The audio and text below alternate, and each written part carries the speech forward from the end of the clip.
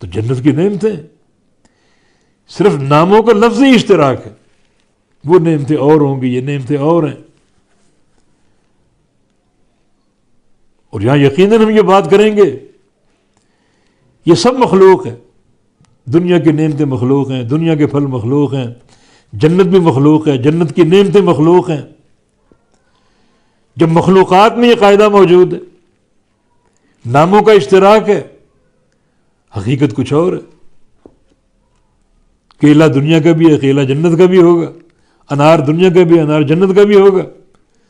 یہ صرف لفظی اشتراک ہے، باقی معنی کیفیت جنت کے پھل کی دنیا سے بالکل مختلف ہوگی.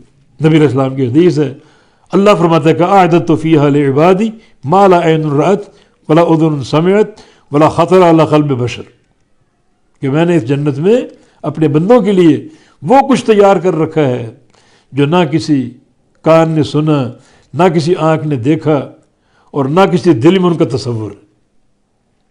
کیلا ہوگا بظاہر، مگر اس کی لذت، اس کا ذائقہ، اس کی مٹھاس، عبداللہ بن عباس کے قول کے مطابق اعلیٰ من العسل، جنت کا کیلا شہد سے میٹھا ہوگا. اس کی لذت اور نفاست، اس کا تو کہنا ہی کیا، یہ اس کی مٹھاس کا عالم. تو یہ لفظی اشتراک ہے. تو اگر خالق کی صفات، اللہ تعالیٰ کی صفات، بعض ایسے نام، ایسی صفات جو انسانوں کے اندر بھی موجود ہے، وہ نام انسانوں کے بھی ہیں.